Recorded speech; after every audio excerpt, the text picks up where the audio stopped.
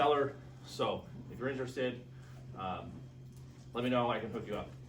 But the bigger story here is that all of that led to a place where I really genuinely felt that God wanted me to run for this office. People have asked, are you a politician? What's your background? My background is I've owned a construction company for the last 18 years. And my construction company has done very well. It works all around the western United States, doing a very specialized type of construction. But we work with some of the biggest contractors in the country. We've worked on large projects like the Climate Pledge Arena. We did the Grand Hotel in downtown Spokane. We work on Air Force bases around the country. So we have a lot of experience working interstate commerce, working with the federal government. All of that to say, I'm an outsider, right?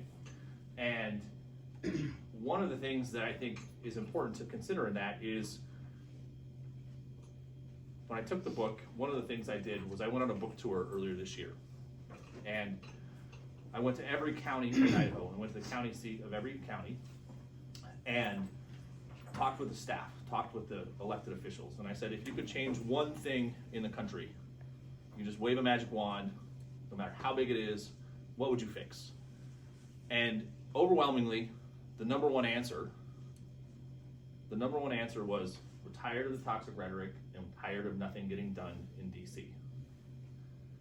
And that really confirms for me that the changes are not going to come from the inside, right? Because the incumbents that are there, if they were going to fix something, they would have fixed it by now, right?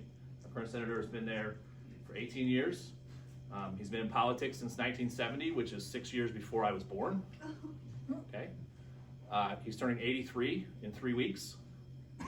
If he was going to solve problems, there's a pretty good chance he would have done it by now, right? And our other senator, Senator Crapo, has been there even longer, right? So I don't believe that they're going to do it. And the fact is, they don't believe that they're going to fix the problems either. As I've been going around the state, I've got to listen to Senator Risch speak multiple times. He's the first to say, hey, I can't fix this problem, which is the biggest problem we're facing right now is the national debt. When he went into office, it was 11 trillion. We're at 39 trillion now. We're gonna be close to 40 trillion by the end of the year. From a big picture perspective, right? We have $6 trillion of mandatory spending that Congress has said we will spend this money. We have $3 trillion roughly of discretionary spending on top of that. So $9 trillion per year of spending. We're currently taking in somewhere in the neighborhood of $6 to $7 trillion in taxes, right? So there's no way our deficit under the current scheme can't not go up, right? Well, when the sitting senator says we can't touch the mandatory spending, and the mandatory spending makes up all of our taxes, that's basically an abdication saying, I can't solve the problem. We're not going to attack it, it's done. And I get it because it's politically unpopular, right? You're talking about things like Medicare, Medicaid, a whole bunch of programs that are very good programs, right? But I don't think that it's necessary to cut the services that we're doing. I think we have to look at how we're paying for these services, right? A Wall Street Journal report just last week mentioned that compared the United States healthcare system to 10 peer nations, okay? In the 10 peer nations, the average of every dollar spent, 75 cents on the dollar went to frontline healthcare workers. 25 cents went to overhead and profits. In America, according to this report, 9 cents on the dollar goes to frontline healthcare workers, 91% goes to overhead and profits. If $2 trillion of our mandatory spending is in healthcare, we probably have some room to pick something up, right? When I look at how we spend on our military, okay, a brief example, I'm sure some of you have heard this already. Does anybody recall last year things were a little turbulent, a lot of riots, and we wanted to send the Marines from San Diego to LA, right? Just for reference, that's like saying from Moscow to Coeur d'Alene, right? About 90 miles, okay? Does anybody recall how much they said it was going to cost to send those 600 Marines for 60 days? It said $158 million. And at the time, everybody's going, yay, the Pentagon knows how much money they're spending. But if you do the math, that's $4,600 per Marine per day. And anybody who's been an enlisted person in the military knows that those guys and gals, they're making less than $100 a day. I don't know where the other $4,500 is going, but it's probably not all going to, even if they're feeding them lobsters every day, right? Like, there's definitely room for pickups. There's other abuses going on in the military, right? We have a situation going on right now where on a lot of our biggest bases, the lower level enlisted people, how it works for them is they get their base pay because they're living on base, they don't get housing pay. Because they're on base, the base has dining facilities, and the dining facilities are supposed to provide, 3 good meals per day to these soldiers. And the money for those meals gets paid to the soldiers and then taken out of their accounts and transferred to the dining facilities. On multiple bases around the country, only 30 cents on the dollar of that money that's collected from the soldiers is actually showing up back to them in food. And nobody knows where the other 70 cents on the dollar is, and nobody's holding them accountable. Okay. Switching gears, I deeply believe that the Senate has a very, very important role. And it's not just approving legislation, right? That's an important part of what they do. But the Senate is conceived to be an advisory board, essentially, for the president. But not just an advisory board, they also have a huge oversight role. Okay? So if there's problems that are structurally going on in the executive branch, and there are, the Senate's role is oversight over that branch and to say, hey, this isn't okay, right? We're quickly closing in on days, I think it's 60 of the conflict in Iraq, right? Iran, thank you. Congress has the power to declare war.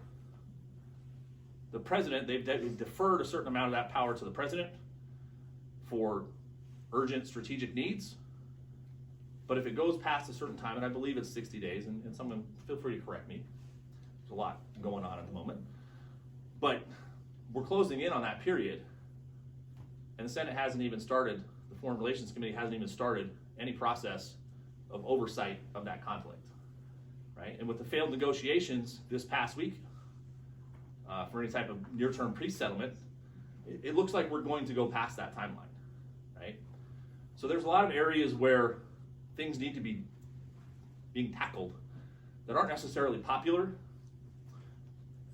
but they need to be done regardless, right?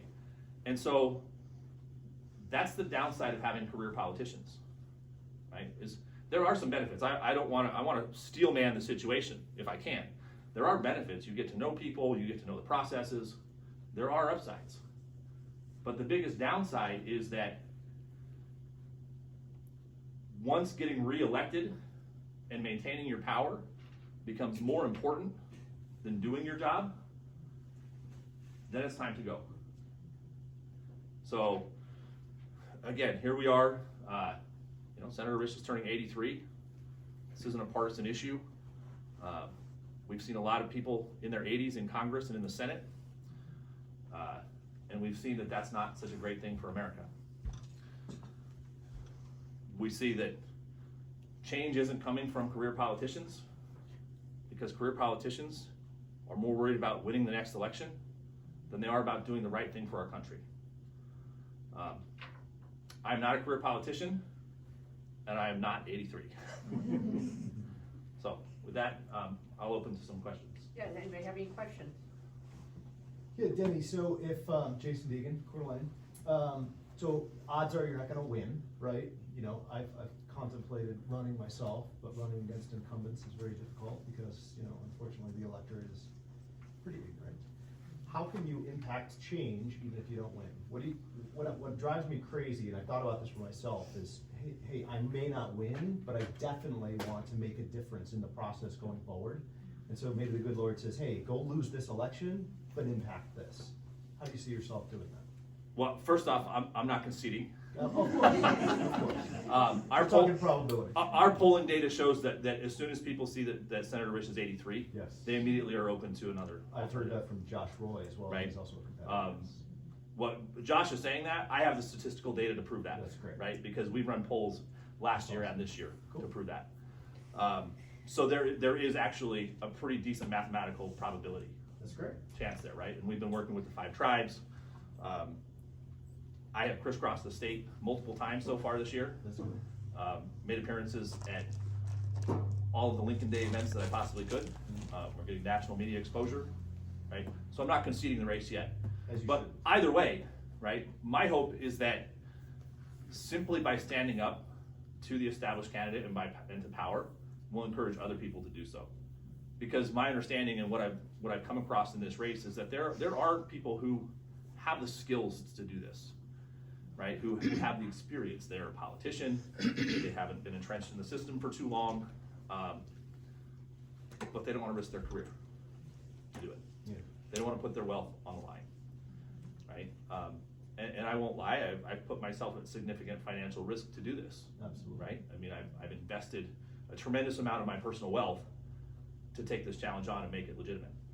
So, but that's the biggest thing, is I hope that this will inspire other people to stand up and say, you know what, this government that's for the people needs to be done by the people. And that means raising your hand and saying, yes, I will participate, That's great. even if the odds are against you, right? I mean, he's 83, we don't know what could happen tomorrow. Bill? I think you're the first one I heard that said something really practical about the budget. In terms of where you might be able to cut something from the entitlement programs, especially in the discrepancy between what they're paying the providers and what the administrators are getting. So those are really great ideas. If you were there, I guess there's some process you could try to do to present that or propose that, because that's always the argument. You can't take away the talent programs, but the overhead is the spot to look at. I remember anybody say that, so. Yeah, I think there is an avenue. How would you go about doing it? Well, I think we need legislation that promotes real radical transparency, because if you went to the doctor and you saw that you paid $10 to your doctor and $150 to the insurance company or to the hospital company, you'd probably be upset, right? And I think if we all start seeing that, that will help make change.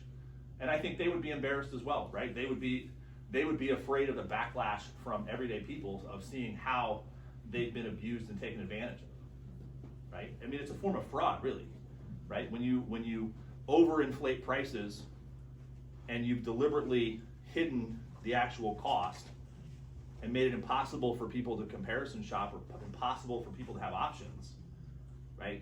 Like, that's a form of fraud when you're driving that price as high as possible to inflate your profitability, right? I mean, look at, it's all over Idaho. Most of our major cities in Idaho, they have one healthcare provider, one healthcare system. So, was that a bell for time? No. I saw it. I want to be very respectful of everybody's here, so if that's the case, I just want to be Oh, very. you have to keep moving, keep moving. Perfect. Okay, All right, so well. let's, Jenna's got a question. A Senate race gains national attention, and Senator Rich has been very vocal and very active in some very important legislation that's been going on. Have you gotten any feedback from other senators from the Trump administration, and if so, what has it been, and what is their response towards you have been? Sure. A year and a half ago, we floated the idea all the way up to the White House to the Assistant Chief of Staff, and at the time they were busy with Big Beautiful Bill, and so they weren't interested in a conversation. We did get pushback from another sitting senator with presidential aspirations. You'd know who he was if I mentioned his name. Is he from Idaho? He is not. No, he's not. We got some pushback from him. But the flip side is like, I was just back in DC earlier this week for a national television show. And that particular person has been in the media industry for 35 years. His office is 1 block from the Hart Senate office building. When he said, "Who are you running against?" and I told him, he said, I've been here 35 years and I've never heard of him. So, you know, there's the what does Senator Risch say, and then there's what does the rest of the world say, right? You know, just this week, this past week, Lewiston Tribune and Idaho Press had some op-eds that were fairly critical of the work that he's doing. Again, papers tend to be a little on the liberal side, okay? That's a fair take. But do a search on Google News and see what comes up. Like, there's not a lot, right? Last year, one of the things that happens in campaigns, this is kind of inside baseball, right? At these national level campaigns. Before a firm will work with you, they want you to do opposition research against your candidate or against your opponent, and then they want you to do the same thing for yourself, right? Because they don't want to represent somebody who has some pretty nasty skeletons, right? And those research reports are not cheap. They're actually very expensive. When we did Senator Risch's opposition research report, their comment was, well, we didn't find anything bad, but we just didn't really find anything at all. So, like... That speaks for itself. That does speak for itself. So... typical Washington senator. I mean, anyhow. Typical senator that goes to DC. Yeah. To be honest. And I'm not saying he didn't go with good intentions, right? But I think we can do better. I think we can do better as a state. You know, we have a history of sending senators who roar like lions, who really fight for our state and for our country, and that's not what's happening right now. So, anyhow, I will see the floor. Thank you. Thank you all. And then I forgot to do my introduction. I'm Beverly Gannett, and I'm the president of the Kootenai County Republican Women. And I just want to say, for this event, every Republican candidate was invited. And those are here, came, and we welcome them. And for any event that we do, every Republican is invited, not Democrats or unaffiliated, because we don't need to do Republicans.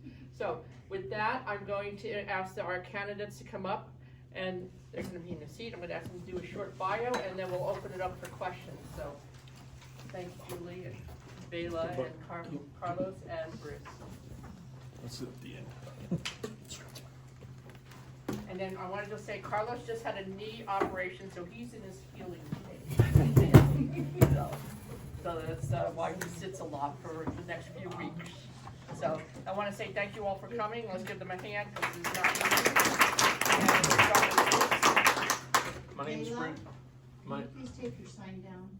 We're videotaping. Oh, thank you. Thank you. Hello, everyone. My name is Bruce Mattare. I am one of your county commissioners, and I'll just give you a little background about myself. It's kind of interesting. I grew up in the Washington, D.C. area. Denny wants to go back to Washington, D.C. We came out to Idaho, right? I'm a native of that area. I've lived in this area since 2013, so coming up on 13 years. I've been a county commissioner for just over 3 years. Before that, I'm a business owner. I started my business. I took the first order on the desk that I studied on in high school, and within 4 years, I'd grown the business to have just under 200 staff and full-time equivalent. It was a 24/7 operation. We built our software from scratch. I built my HR manual from scratch. I built all the policies from scratch. I've dealt with regulators, accountants, attorneys, you name it. I've pretty much dealt with it all. And it almost was like the perfect fit for becoming a county commissioner, because the county commissioner job is really a business job. And that job includes policy making in areas of HR, land use, as well as ordinance. And you also focus on money, cash flow, and making sure that taxpayer money is being used efficiently and effectively. And so as your county commissioner for the last 3 years, I've worked hard to address the issues with irresponsible growth.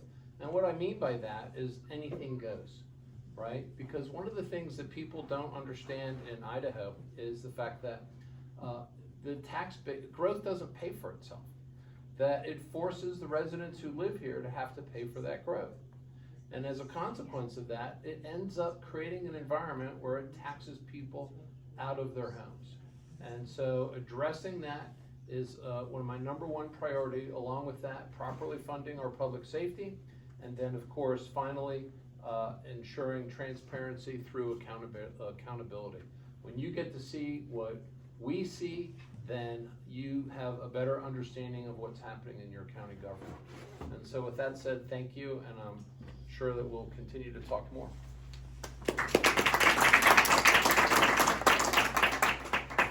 Good afternoon, everybody. My name is Bela Kovacs. I know many of you, some of you I don't know, but thank you for coming today. I appreciate it. I'm going to talk a little bit today about some things about myself that maybe many of you don't know, and things that I haven't really talked about before. I never really have gone into my background in private sector, but before I ventured into government, I have 20 years of experience in corporate America, Fortune 100 companies. My role was a category manager and a buyer, and I managed the purchases for Fortune 100 company, 2 of them, nationwide. I was operated out of a hub in Denver, Colorado, and that experience has given me the skill sets to be able to know where to look and to follow the money. And so that's one thing I've learned. I know where to look. And so when I ventured into government back in 1999, I became the purchasing director for Spokane County. I performed in that role for about 20 years. And then I decided to exit and move into real estate. Things got a little bit political in Spokane County. In Spokane County, we have, everything's pretty much a union shop. I had a small shop in Spokane County of 7 individuals, and out of 7 individuals, 3 of them were union officers. And in Spokane County, the county commissioners negotiate a collective bargaining agreement that allows each union officer to spend up to 10 hours per month on non-county business on union activities. There were issues, work wasn't getting done, and I went up against the union. And one of those officers was the president of the union. And I had documented everything quite well, and I met with labor relations and said, we need to take some action, and I didn't back down. So I'm known for not backing down, and when I find problems, I go after them. And so working here now as the assessor for Kootenai County, I have found some problems. I knew there were some issues when I came in. I had talked to people long before I became the assessor. I knew people that were in the assessor's office that actually related to me about some problems and some concerns. And so when I became the assessor, I began looking into things, and processes didn't seem to match up, didn't seem to line up. Everybody's heard the story that I've told about how there were no files when I came into the assessor's office. Literally, the office drawers, the desk drawers in the office were empty. I asked staff to go get the files. They said they were in storage. I said, please go get them, retrieve them. They came back and they said, they're gone. I said, show me where they were. We went down into the vault and storage, and there was nothing there. And they said, well, maybe they're in locked cabinets upstairs. So we went upstairs, we looked in all the locked cabinets, found nothing. So I proceeded then to manage the operations, administer from scratch. And I studied the laws, I read the laws, there's a document called the Assessor's Manual. I studied that, and I began asking questions. And because I know where to look and I know what to look for, I asked very direct questions. And when you've got people that have been entrenched in the bureaucracy for years, and there are some people that were there that were 30, 40 years in the office, some of them got the jobs right when they were out of high school, those questions could be threatening. Because everybody that goes into government, or whenever you join an organization, you have a decision to make. I can go along to get along, or I can ask questions. And when you ask questions, you ultimately lead to the hard question. The hard question is, why do you do it that way? And that's a threatening question, because when you ask that question, the people that are there, that have been there, they know they have to face the next question. The next question is, why didn't you change it? And they become part of, you're either part of the problem or you're part of the solution. That's the issue that I've been fighting. About 3 or 4 weeks ago, a brother-in-law of mine took a look at the county website and began looking at information and data on the assessor's website. And it is information that is publicly available, public access. You can reach out to it. Every single computer system has something called an API. It is multiple doors where computer programs can communicate with one another. He went ahead and looked at that. He looked at the information and performed the analysis. He's a data scientist. As a result of his analysis, he discovered that commercial property values had been frozen for a very long time, going back decades, long before I became the assessor. When I became the assessor in 2020, the property rolls were already established. I had nothing to do with the property rolls in 2020. That was the height of COVID when I came in. The DMV operations were a mess. I focused my entire attention for about a year and a half on DMV and working on fixing and resolving issues.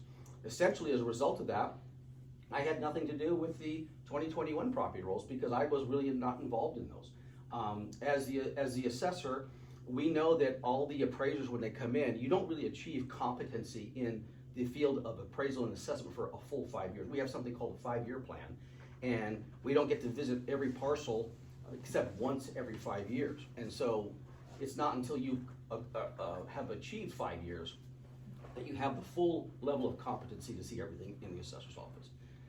At that time, in 2022, if you can imagine the most prominent commercial properties in Kootenai County, and I'm not going to mention any names, but they are very influential and they own the press, and those property values were frozen.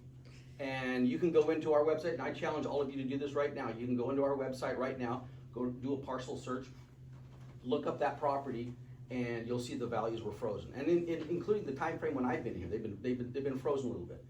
That's something we're looking at and we're working on. Last year, when we made a budget presentation to the commissioners, Dyson Savage, my chief deputy, he did a very good presentation providing metrics and data and information to all the commissioners, requesting. In fact, I think Ron was one of the individuals that was at the meeting, and he complimented Dyson on the presentation that he had made, providing all the metrics. One of the metrics we presented led to our recommendation that we hire another commercial area appraiser, somebody that's very qualified to take a look at this problem. Went through the budget process, and then on the very last day after the budget was advertised, the commercial appraiser was pulled from the budget because I know that the budget had to be balanced, and so it's an issue that we need to address. When values are not going up proportionately, and I would propose it to you this way.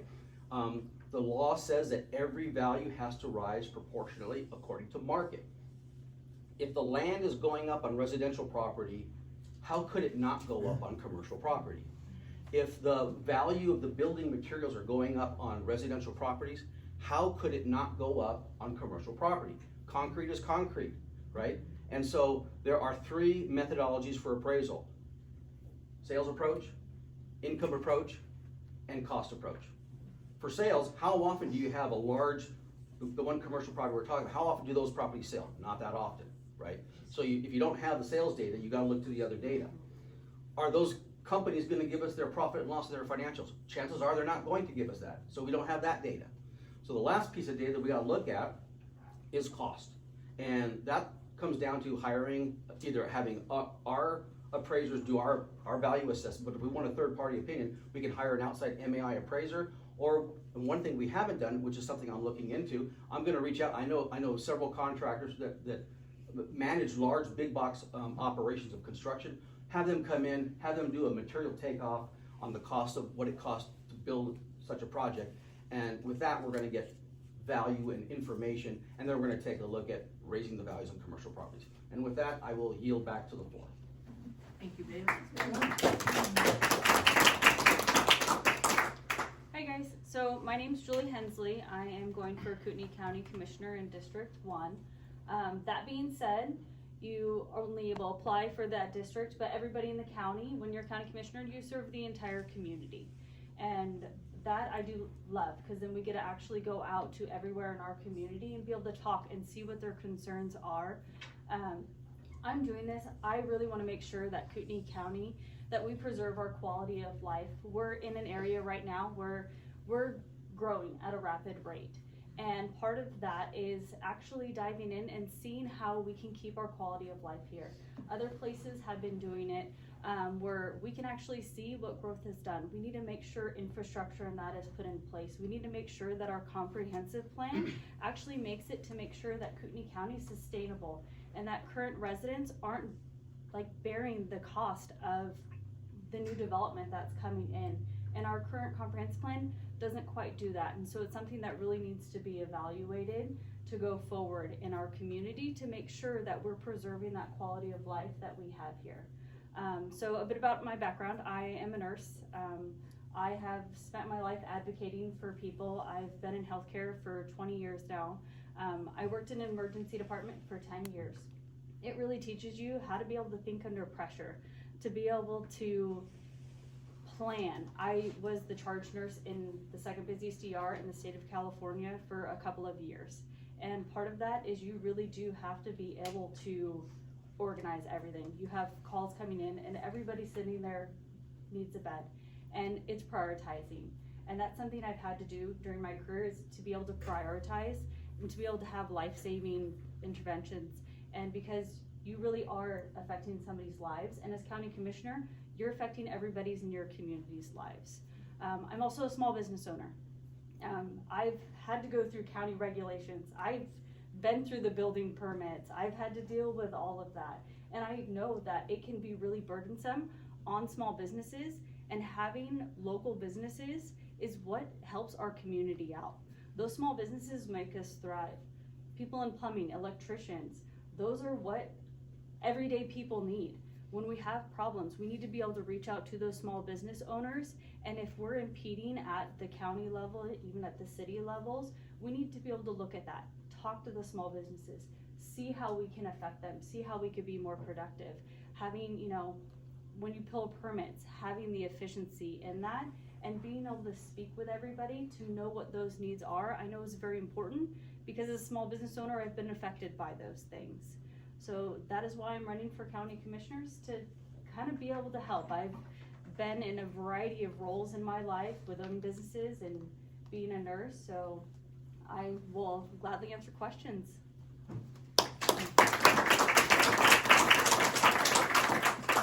Hi there, my name is Carlos Zamora. I'm running for county treasurer. I see a lot of familiar faces, so I think a fair amount of you know my background. I'm retiring tomorrow. Basically, calling my boss in Abu Dhabi, said that, giving you my 2 weeks and I'm done, and I'm focusing on this, which is my new chapter and my career. People approached me and they said, I'd be a good fit for county treasurer, and to be honest, I think I am, considering what Julie has mentioned, Bela, and obviously Bruce has mentioned. I'm worried about the excessive amount of growth that's gone on in the county. Obviously, Bruce and Julie have mentioned, that's gonna cost money, and it is costing money. Budgets are gonna be stretched. I think we can see it now, and I think I mentioned it before, state and local municipalities are gonna be under somewhat of a cash drain this year and possibly next year. Tax revenues at the state level, basically sales taxes, are gonna be down. So where do I come in? I make money. I've been in the financial industry for, God knows, way too long. It's been a lot of fun. It's offered me a great career. And for the last 10 years, I'm the head of asset liability management for a Middle Eastern bank based in, of all places, Washington, D.C. In those 10 years, I took basically a small operation that only made $4 million to $50 million as of last year. It's just myself and another guy. It's just two guys. And to be honest, like Julie said, working in an emergency room, I think you need to know flexibility. And my job, obviously, is not life-threatening like it is in the emergency room, but you need to be flexible and think on your feet. I handle a multi-billion-dollar balance sheet.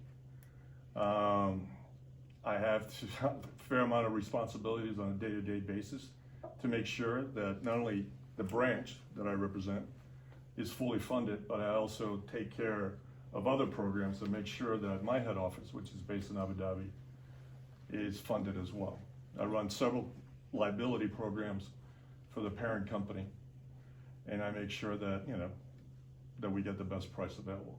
So when it comes to investing, well, I also run a $2 billion investment portfolio, which is basically made up of treasuries and other, high-grade corporate bonds and so forth, mostly treasuries.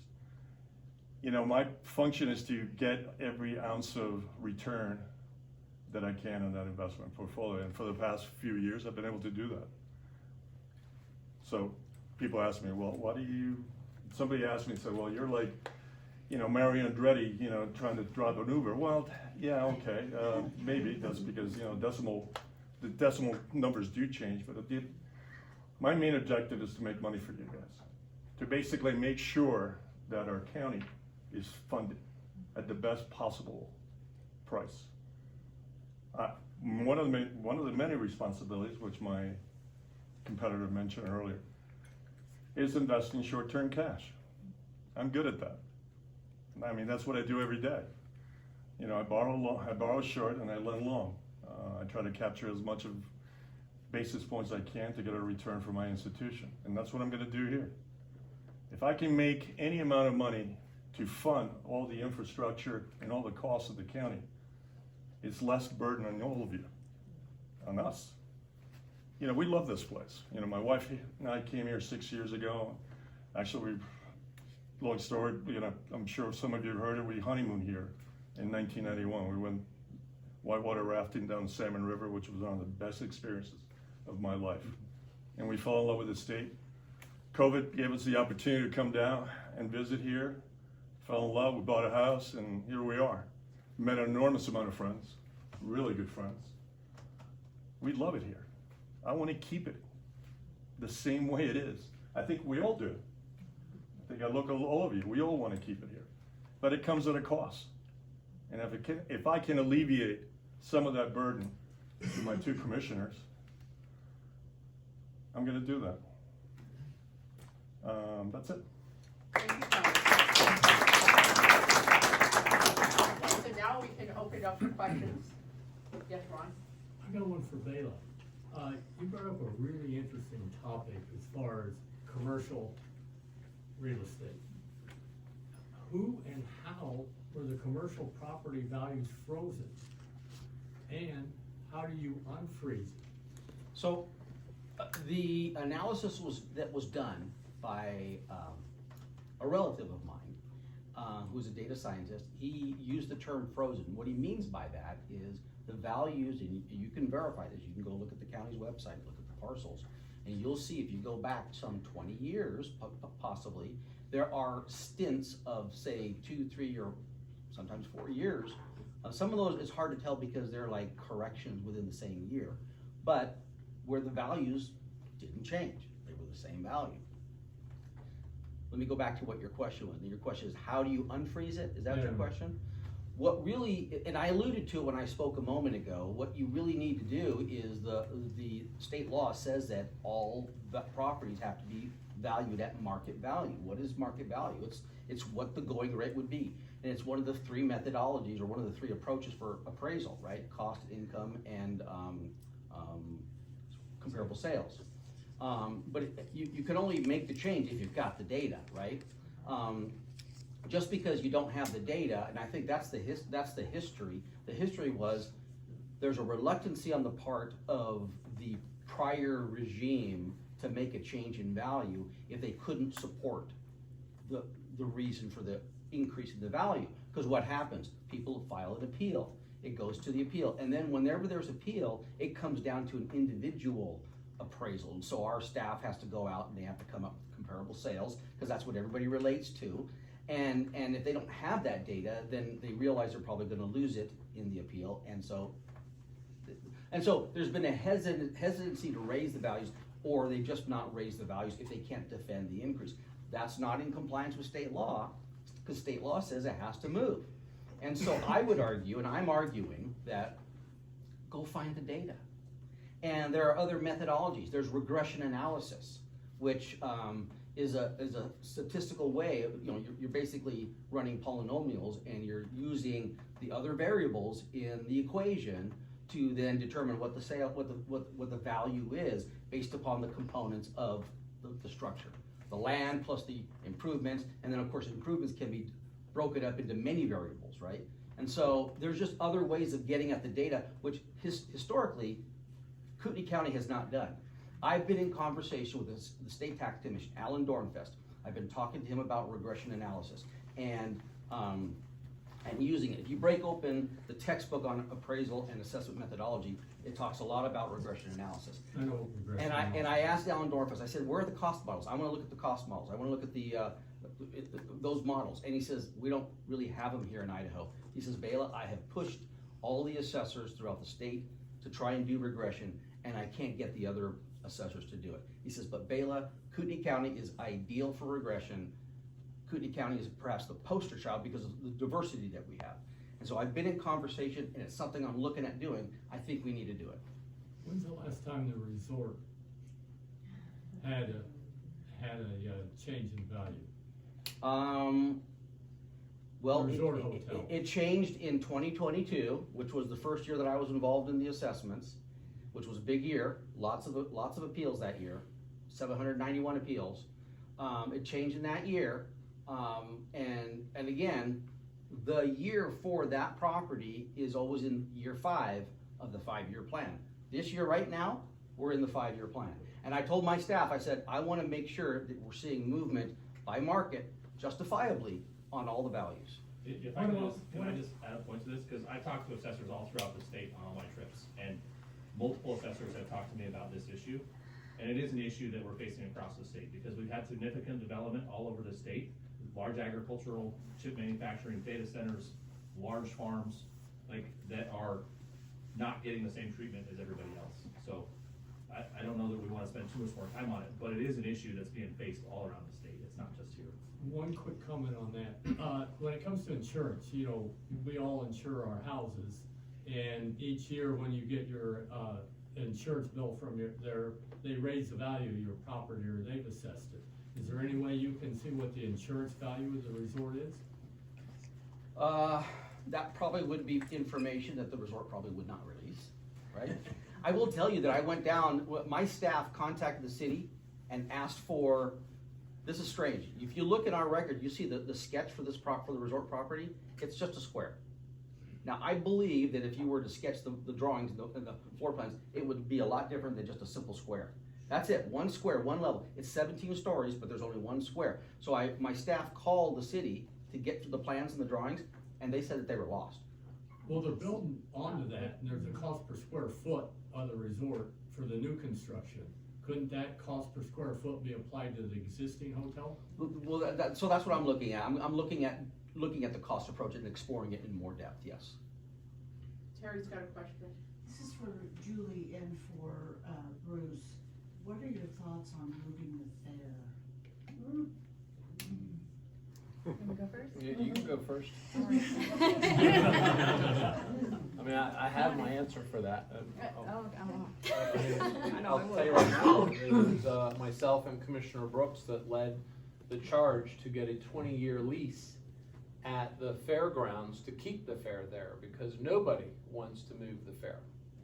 And the only way that a future board could technically get out of such an arrangement is if they pushed it to an advisory vote where the community actually said we want to move the fairgrounds. But if an advisory vote from the community says we want to move the fairgrounds, then people are saying I want to. And this is a way to preserve the fairgrounds at that location where they are right now. And the other reason is because there are people who want to make significant donations to our fair to help either maintain the buildings or eventually build like a civic center. But they won't do that if they feel like the fair is going to move. And so that's why we put together the 20-year document for them. I actually, a lot of that is, when it was going on, and 2 years ago, it was a big thing of wanting to move the fair. But what a lot of people didn't realize is that it sounds great, yeah, let's put it in the middle, but if we got rid of our fairgrounds, in reality, we would never gain a fairgrounds back. And that's a huge thing. My kids are in 4-H. It's actually something I've advocated for in our city because of how we're building right now. It's like a lot of those 4-H animals we can't really accommodate in the housing that's being created right now. because HOAs are like, you can't have chickens, you can't have bunnies, you can't have anything. And meanwhile, we have kids that go, well, why don't you buy your beef from the store? Because they don't realize beef is from a cow. And so it is very important to keep things like the fair around. It creates an area of community. It's an amazing thing that we have and are blessed to have in our community, and if we get rid of it, it won't come back. So I'm for not moving the fairgrounds. So Bruce, do you know what, Commissioner Duncan is in, office for quite a while longer. Does she support moving it or keeping it where it's at? Well, that's a good question, because no one ever seems to get a straight answer on that one. That's why I keep asking. Yeah, there was Seriously. a meeting that we had, where she said there was somebody anonymous who wanted to do something with land up north, but she said, and this was when she was running for office last time, and she said that we wouldn't know anything until that June, which was after the election, and I never heard another word about that since. So, and I believe it was the following fall after the election that we had that memorandum put in place with the fair to keep it there for 20 years. So it's done, the 20-year thing is done, we're good? That was done Yeah. like a year and 2 years, year and a half ago. Yeah. Didn't only 2 of the 3 commissioners, vote for that? It was Commissioner Brooks and myself that voted for it. I Yeah, believe you might right. have even been there at I that was. meeting. That's why I mentioned it. I think I'm the one that brought it to a vote. Bill? So for Bruce, if someone were to suggest that there's some non-disclosure agreement between you and the sheriff, or also suggest that there's some deputizing that creates a conflict of interest, what would you say on that? Okay, so the question is, do I have a confidentiality agreement at the sheriff's office, and is there a conflict of interest as a designated special deputy by our sheriff? First of all, I never signed a confidentiality agreement, and anybody could simply put in a public records request, one, to ask for the document, and to even see if a document like that exists. So there's no such thing. It's all hearsay. When you hear things that can't be verified, it's election season. Okay, so that's the first thing. Okay, the second thing is this conflict of interest. That's impossible, because if you're an employee of the county, you're a volunteer for the county, or you are an elected official for the county, your fiduciary is to the citizens of Kootenai County. It is not to an elected official. That is your fiduciary. Okay, so as your county commissioner, my fiduciary is to the citizens of Kootenai County. The special deputy status still says my fiduciary is to the citizens of the county. Because if I'm doing something that is wrong, that doesn't serve the citizens of the county, then that is the conflict. Is when I don't do what's right for the citizens of the county. So it's all election era type stuff, that seasoned stuff that people say, and they're just trying to plant the seeds of doubt. I call them FUD packers. Fear, uncertainty, and doubt. That's what it is. It's fear, uncertainty, and doubt. They want to create fear that there's something wrong, uncertainty that there's something wrong, or doubt that there's something wrong. Nobody ever comes up and asks that question, but you hear a lot of people talk about it. So Bill, I really appreciate you asking that question and giving me a shot at answering it for folks. What is this special deputy thing? Exactly. Exactly. It does not give you any additional powers than what I have not being a special deputy, as same as you. There are 0 additional powers, except that you get a credential, you get credentials, okay? You do not have arrest powers. You do not get to carry a gun into different places that you can't already with the enhanced concealed carry permit or regular, actually it's permitless in the state right now. There's no additional powers that you get. So what's the point of it then? Because it's just a way of making you a part of the sheriff's office, I guess you could say, but there's no additional benefits outside of that. Initially, it was given to me after the sheriff was elected I was his campaign manager, I was an advisor, and so it was a way to allow me to kind of participate in community communication and things like that, and work with the sheriff, but it doesn't provide any additional powers. Bruce, I have a question for you. Any update for those who aren't paying attention to the Hayden law enforcement services on your end? Well, to begin with, this is the first year in the county's history that I'm aware of where we're actually recovering the full cost of a deputy. The county has been subsidizing that service for the city of Hayden to the tune of several $100,000 sometimes a year. The most recent contract that was brought before the county, we would have lost $700,000. The county was not even including overhead in the cost of the deputy, meaning the cost of the amortizing, the cost of the car, the bullets, the training, the equipment. None of that was included in the cost. This is the first year we actually have that incorporated in there. It's one of my big issues as your county commissioner is not allowing county citizens to subsidize other taxing jurisdictions. And so this was the first step. As far as that's done for FY26. So we're gonna give Hayden the numbers for FY27 because everything just keeps going up cost-wise. And then we'll go from there. Got a question for Julie. Julie, you're taking Mark Everline's place. Yes. Is he, I heard he's endorsed you now? Yes, he has endorsed me Okay, now. Yep. so, not your competitor? Not my competitor, no. Oh. And Julie, I have a question for you. The board is made up of Bruce, who is an assertive male personality. Okay? Sort of? Well, I'm not a strong male personality. And here's Leslie. I like strong personality better. Okay, I don't think the gender has anything. Go ahead, sorry. And then Leslie is a strong female personality, and she's got a lot of background with the county. And of course, we know as citizens, there's a little friction between the two sometimes. All right.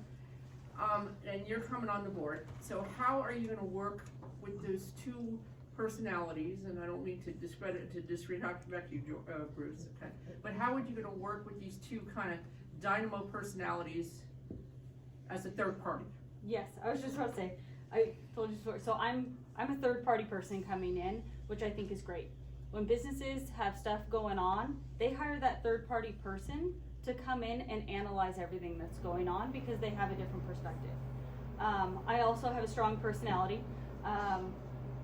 Being in nursing, I'm working in the ER, you gain quite a bit of a strong personality, and you got to be able to hold down and be able to speak up when stuff is going on. You have to be a voice. I currently work in the OR, and my biggest thing is being an advocate for that patient. 99% of my patients are asleep during procedures, and I'm their voice, and I'm not afraid to stand up and be like, hey, we need to stop. And that's kind of what I've done throughout my entire career. And you could ask anybody that I work with. They know I'll speak my mind, and that's kind of how I would do it with there. But people have asked, like, well, what if somebody doesn't agree with you? And my thing is, if they aren't able to see my side of it, I haven't presented my argument well enough.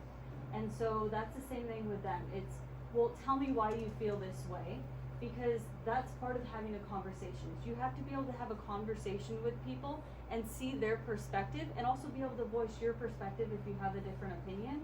And if at the end you don't agree, sometimes you don't, but you also may have not presented your case well enough, and you need to be able to go back and be able to present a better case to support your argument.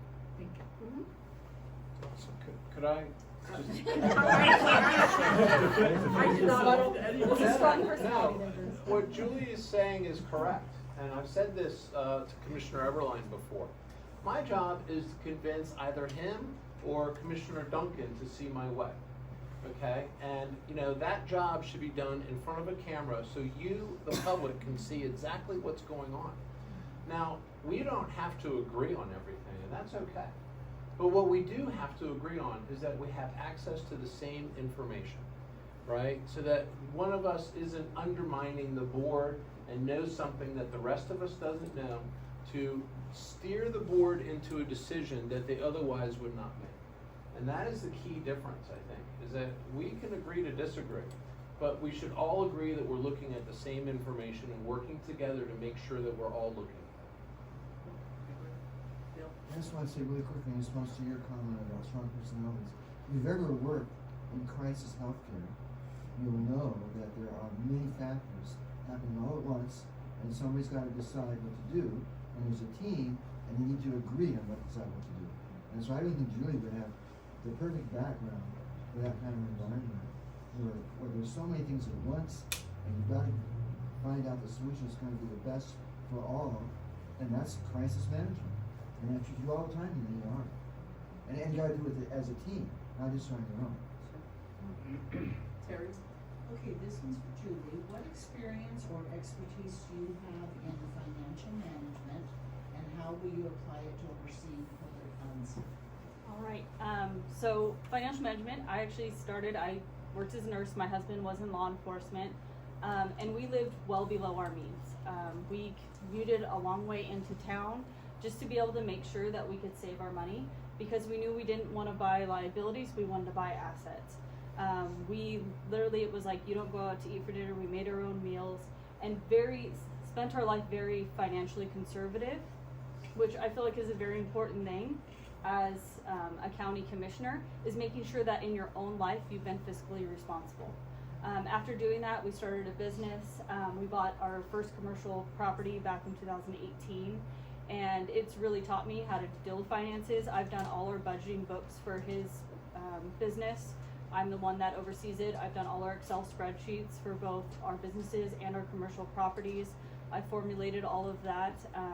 We're consistently buying more properties, and part of that is knowing how to budget money and seeing we don't just focus on today, we focus down the road, and it's very important. As a county commissioner, it's not, this is my decision today, it's what this decision does today affects us down the road. If we're sitting there buying cheap products today, are we gonna end up spending so much money down the road because we didn't look ahead? You know, right now, the dispatch department is asking for a new building. They're asking for a $9 million building. And part of that, like as a commissioner, is looking, okay, well, what options do we have? We need to be presented with multiple options, and dealing with that in our past is the way to be able to ask those questions and know to ask those questions. Okay, you have this many employees. Historically, how many employees do we have? How many 911 calls are we fielding? And we're projected to have this many people in our community in the future. This building that you want, will it actually be able to sustain us in the future, or will it be built out and now you're going, hey, I need another building, and it's going to cost us even more money down the future? So it's being able to really ask the right questions, and part of that is having that financial background. Thank you. Mm-hmm. Yes, Wes?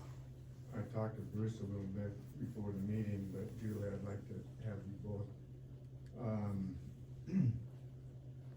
A couple years ago, our legislatures passed the Egg Protection Act, and so every county in the state of Idaho, their commissioners were to select a commission to advise them on protecting our egg lands in that specific county. And we've been meeting, you selected 5 of us, and we've been meeting for the last year and a half or so. So my question is, what's your perspective on this, and is this really necessary? Do you have a vision for the future? Sometimes I feel like we're going nowhere, or is this really a dead end? Would you like me to start with that? Sure, Just that'd be great, because since you've already, this is classic government, right? You know, Boise, their legislation is for the entire state, right? So it becomes one size fits all. And being on the legislative committee of the Idaho Association of Counties, I can tell you we are constantly battling some of the ideas that come out of the legislature. Some of these legislators have some very interesting ideas that may work in a very small county, might work in a very agricultural county, but will not work here. And sadly, it was statutorily required to have this board. And in Kootenai County, probably like Ada County, you're not going to have very many applications come up to protect agricultural land. I would like to see that happen, but I don't see it really happening in the long run, because as you see, especially on the prairie, the #1 crop up there is tract housing.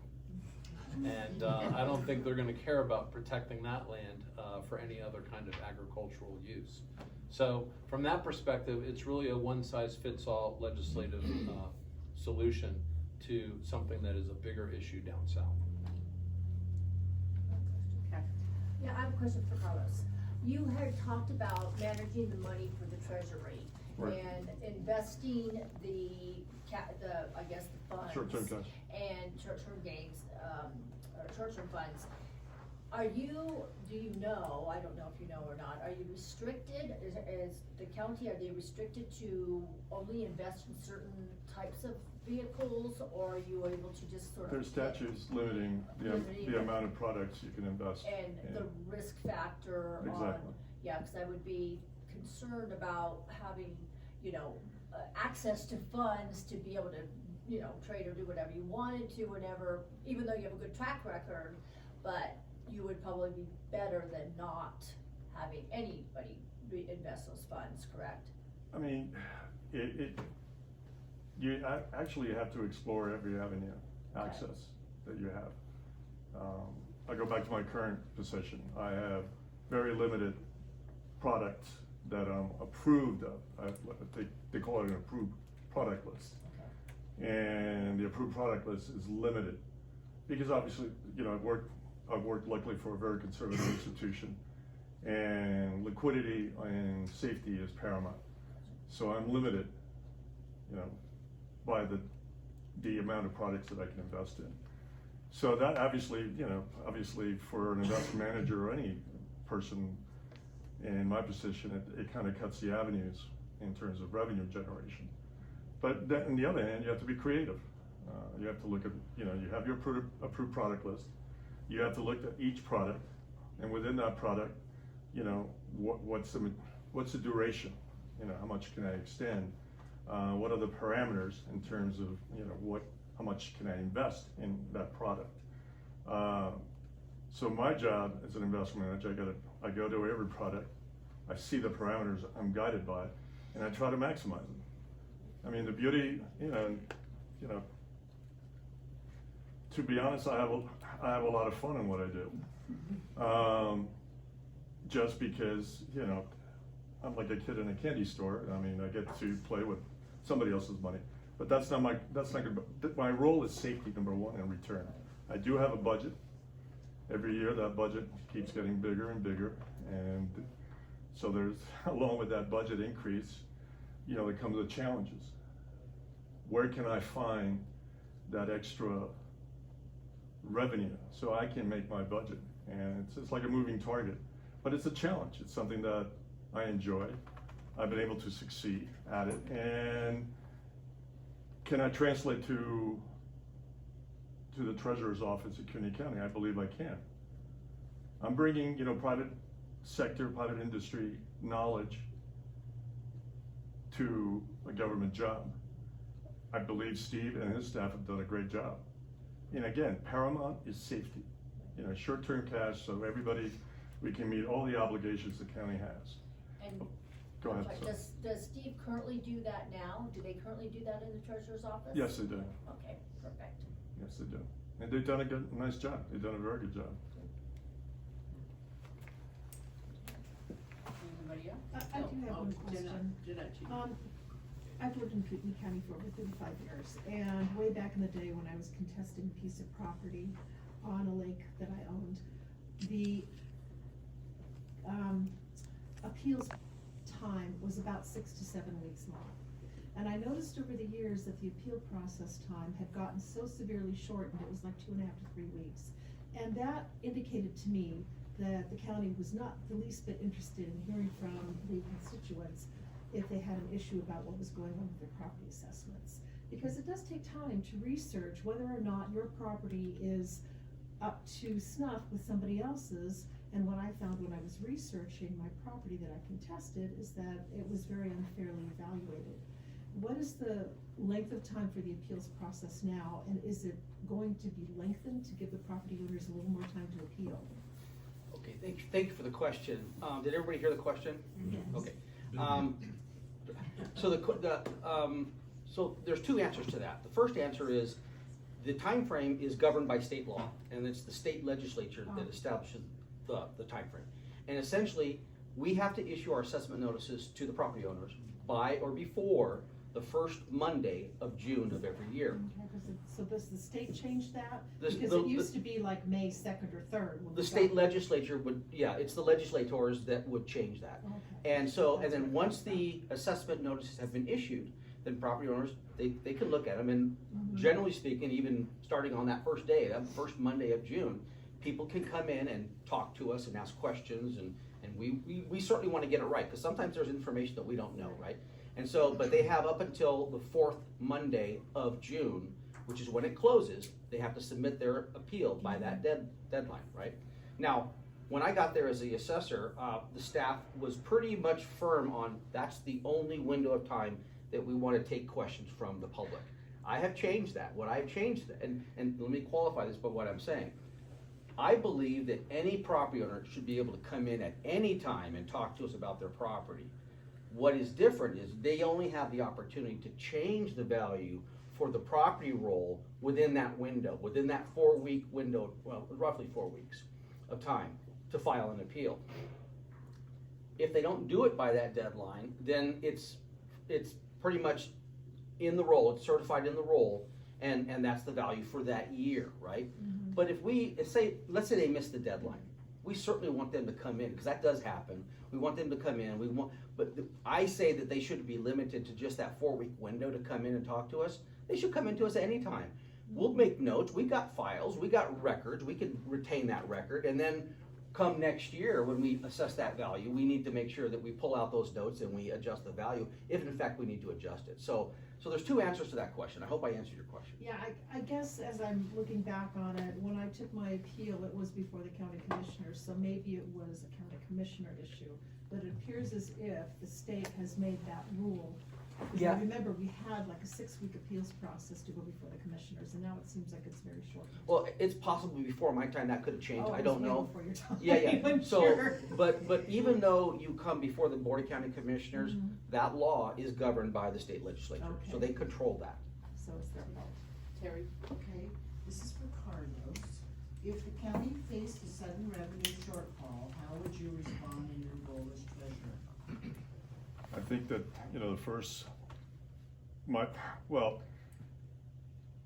in any liquidity, when I mention liquidity, is, just a term for cash. Obviously, you have to look at your investment portfolio, and then you basically have to make a decision of how to liquidate, how much you need to liquidate. Obviously, you want to keep your most attractive investments as long as possible, so they still generate revenue.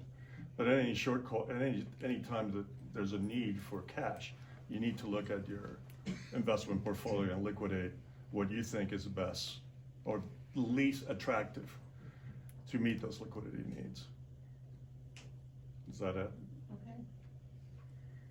I mean, I've had, just to give you an example, during COVID,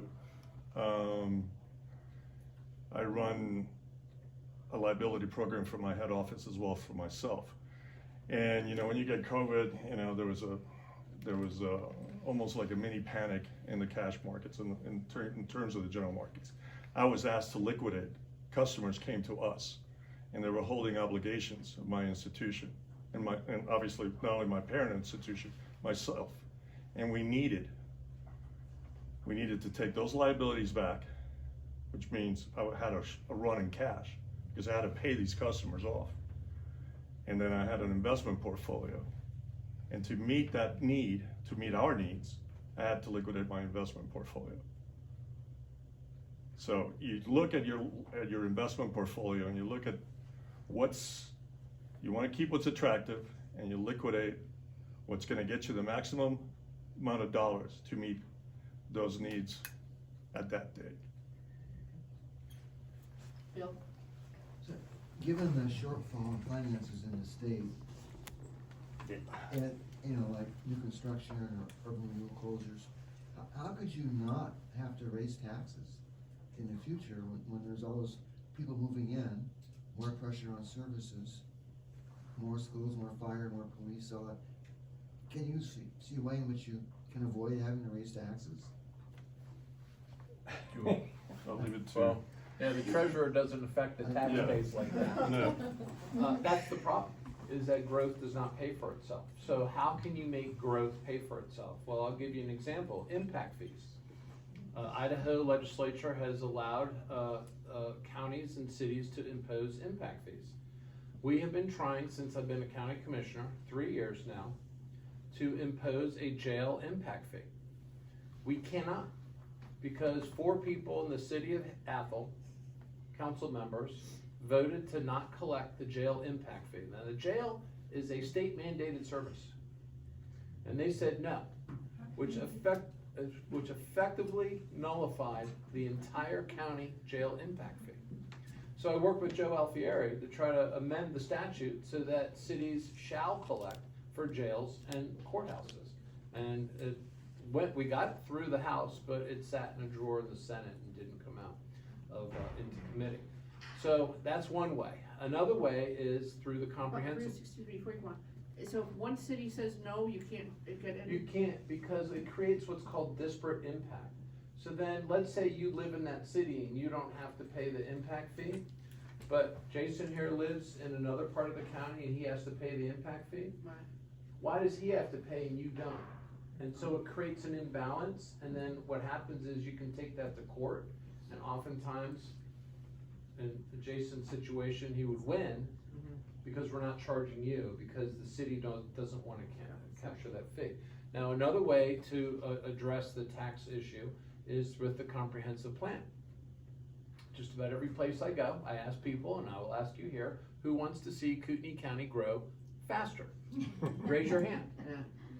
Come on, there's always one person in the room. Okay, I'll raise it. All right, just to humor me, right? You've been Okay. marked.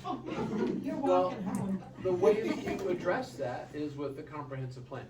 And you establish service levels with the various county services, and then you write ordinance so that the developers actually pay for impact studies. There are no impact studies that go on anywhere in the county, in the cities, nowhere. No one is writing a comp plan like this.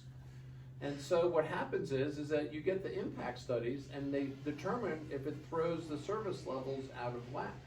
And if it throws the service levels out of whack, you have a numerical justification to either say no to the development or have written into the ordinance, instead of 100 units, you'll approve 25. Right? Now that's legally defensible. I could say all day long we can't handle more growth, but if that is the supporting rationale for why saying no to more development, it will lose in court because it's arbitrary. So that is the other way that we can manage the taxes. Otherwise, by default, taxes will have to go the full 3% year in, year out, until we Will keep that be pace. enough even? No, because you have infrastructure. See, the problem with infrastructure, like Julie said, is, we're looking at $8.5 to $9 million for a building. That's just an estimate. We have no idea, because we haven't really put pen to paper yet. The original courthouse started off at 22 million, and we settled in at 35 million, okay, for an actual cost. And so that is the problem, is that we don't put the money away for this additional infrastructure. And so the only option left is debt. And you can't have debt, can you? If you vote for it, yes. Oh, a bond. A bond, or they have a lease buyback program, which you can do, which I think can bypass a lot of the voting requirements, but it's still considered debt. The county has no debt outstanding. Yes. I mean, that's a double-edged sword. So it's either, like Bruce mentioned, you have uncontrolled infrastructure costs, you have excessive growth. Let's look at examples. Let's look at the state of Washington, the great state of Washington next door, or California. or a blue state that I came from, Connecticut. You know, it's not just infrastructure costs, it's all the other costs too.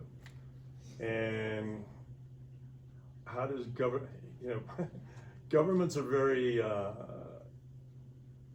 you know, Denny LaVe mentioned, look at the deficit we have. Politicians only know one way how to fund government. Spend more. Tax. Cutting for them is a double-edged sword. And it goes all the way across all the governments, whether it's state, local. I mean, you have to make, you know, luckily I think we have some very good people here who have committed themselves to making some really hard decisions. And they're gonna have to make some very hard decisions. The last thing we want is taxes, increased taxes. We all know what that leads to. How can the state of Washington increase their state budget by 11%? Well, how are they gonna get that source of revenue?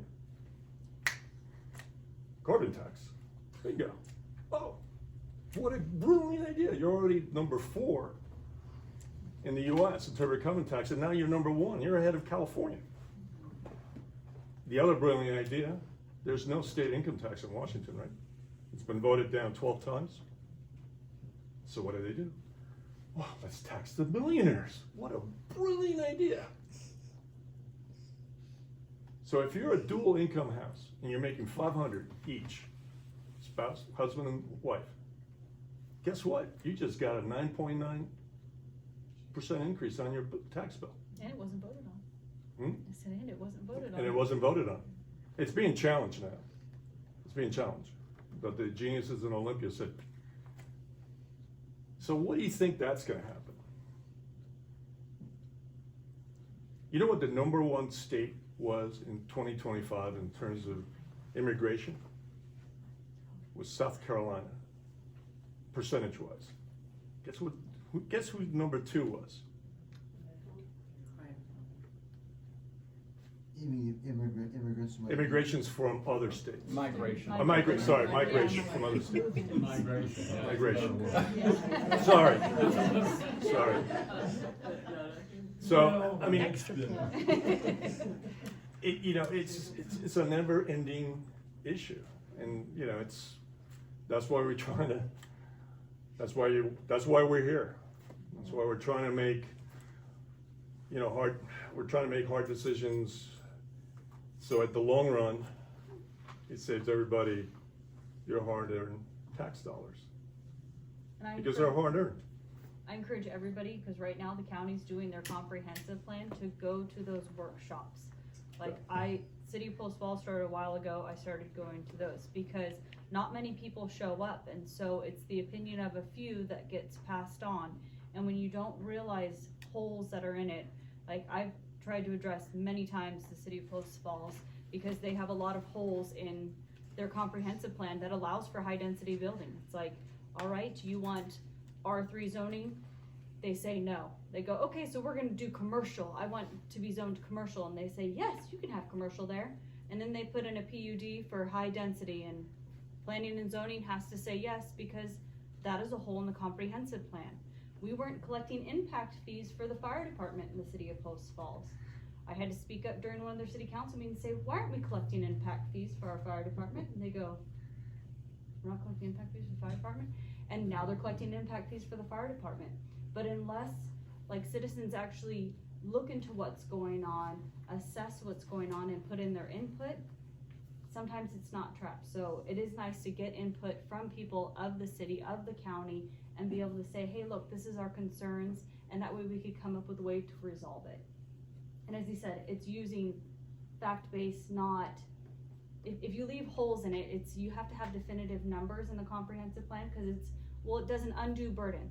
Well, what does an undue burden mean to you compared to this person? And it leaves it open to where you have to put the yes stamp on everything because you don't have an actual number that says, no, we've hit this number, we're not able to do this anymore, and have it held up in court. Any other questions? I have one. Okay. Bela. So I did some research, and property at South 2nd Street, also known as the Resort, has in fact been valued at around $74 million every year for the last 5 years, so I guess 4 years. My assessment has changed every year, so why haven't they at least had a COLA, whereas mine has been bouncing generally pretty high comparatively? And that is, Yeah, exactly. and that is exactly what I'm saying. So we need to look at the data, we gotta find the data, we gotta pull costs, we gotta get information. I think the first thing we could do though is at least give them a 1 or 2% bump a year. I mean, So when I met with my staff a week and a half ago, after I kind of put that video out there, I was in the commercial manager's office, and the commercial appraisers were there. They were talking about the issue, and I said, listen, I want you guys to know that I'm not pointing the finger at you. This is a problem. If you go back before that time frame, you go back all the way to 2005, it kind of follows the same pattern. It does, yeah. And so he said, Bela, look at this. This is incredible. That's when he showed me the floor plan of the resort, which is nothing. Then he said, there's also a field in the CAMA system that's called effective dating. He says, look at this. He changes the date because it was built in 1986. And effective dating, just so you know what effective dating is, if you got two homes, you got one built in 1990 and one built in 2025. The value of the 2025 home is probably going to be worth more because it's newer, it's got newer design amenities, it's got different features that they didn't have in 1990. And so, but if they remodel the 1990 home and make it a lot like the 2025 home, we go into our computer system and let's say they remodeled it in 2023. So we change the effective dating date to 2023 and it bumps the value, right? They went in there and they did that to the resort. No change. Why did that happen?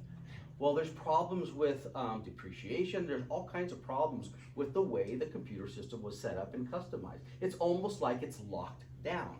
And so I don't know the answer. My staff doesn't know the answer, but we're digging into it. We're going to find the answer because that's not right. What state law says is that all values have to go, all of them. And they just because we don't visit it once in every 5 years doesn't mean we don't change it. And that's what I'm trying to dig into and get to the bottom of. Appreciate it. Try Cabela's too while you're at it. Yes. H-E-R-I. I'm sorry? H-E-R-I building. Human rights, yeah, that's not paying any rent. Yeah. I mean, there's so many others. H-R-E-I. Yeah. I mean, I don't want to call out any by name, but we know what they are, and we're going to look at them. Yeah, and like I mentioned, it is a statewide problem. It's happening all over the state, and that burden's being shifted onto homeowners away from commercial property. Yes. I'm actually happy to see somebody attacking it, and I've actually been pointing out Bela to other assessors going, hey, he's taking this head on if you want to talk to somebody who's taking it head on. So Let me just say this, it's not unpolitical. It just isn't. I mean, I'm out there, but it has to be addressed. You might be in the press tomorrow. All right, do we have any other questions before we'll close up then? And I just want to qualify, one thing I said before, we do have all the Republicans coming if we're doing campaigning. If we're just doing factual information, we do not have to bring in all the Republicans. So I just want to make that clear so I don't get in trouble anywhere. With that, do you have closing remarks would you like to make? Do we have time? Yeah. Okay, then how about a closing remark and then we'll close up. Well, first of all, thank you all for coming out today. I think what's most important is just to understand the challenges facing the county and who you want to be at the helm, if you will. And, we still have immense growth issues. We have immense issues with infrastructure that we're gonna have to deal with. We're constantly seeing the cost of labor going up. About 75% of the general government budget is just labor. And one of the things that's important to me is to develop efficiencies so we don't need to keep hiring and expanding the staffing level in the government because it's expensive. It's very expensive. And so just recognizing that as well as with the comprehensive plan.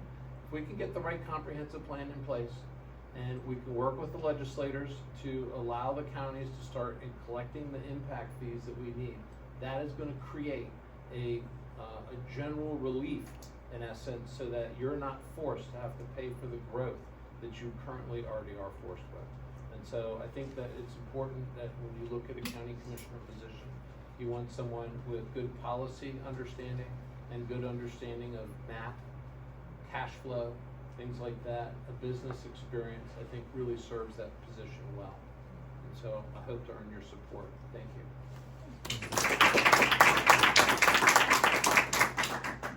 Okay, as far as the assessor office is concerned, it's the same issues I've been talking about. Tomorrow is a big day. We go live on Simpatico. Simpatico is the system. Now, keep in mind, there's two separate computer systems. There's the database, which is jointly used by the treasurer and the assessor. The database is Aumentum. That's the system where it applies the tax billing and the tax collection for the treasurer, but for the assessor, it's the property rolls. The other system is the CAMA system, the computer assisted massive appraisal. And that's the one that I was talking a moment ago about the frozen depreciation issues. Both systems have problems. Both systems were customized. Simpatico only applies to the database. Simpatico does not apply to the CAMA system. So we still have plenty of opportunities to work on, plenty of fixes to make. We've got a great team. I've assembled a great team. We're some data savvy, technical people. They know what to do, and we're plugging forward. I hope that I've earned the respect and the vote of confidence for the community, and I ask for your vote on May 19th. Thank you. I want to thank you guys all for coming out today. I hope I've been able to explain my background. I would love to be your guys' advocate. I've been advocates for patients for quite some time, and I would love to be an advocate for this community. I would love to be able to earn your voice and be able to speak and be able to hear your concerns and be able to express them later on at meetings. I hope my background in financing and owning businesses will help as well. That's kind of a big thing for this, is being able to be in that business world, be able to understand small businesses, be able to understand how the county affects our community and those decisions that we make today, how they impact our future. I've got kids here, and I want my kids to be able to have this amazing community that we currently have. As we know, cultures can change in communities as they grow, and I hope that by being able to kind of make that impactful thing and see our comprehensive plan and plan for our future, that our future generations to come have this amazing community that we are currently able to enjoy. So thank you. Again, like everybody, I want to thank everybody for coming.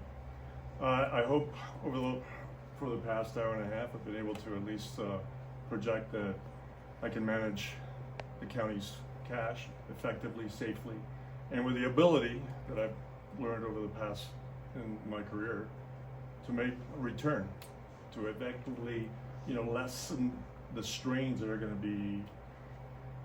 be an issue in 2026 and 2027. I don't think we can get around the facts that things are going to get harder before they get easier. I strongly believe I have the skill set that I can do what I just said and do it effectively. Again, I want to thank everybody, and I'm looking forward to working with all of these fine folks. I mean, we're doing it. We don't have to do it, but we want to do it. Like Julie said, we want to make this community the garden that it is. And please vote on May 19th.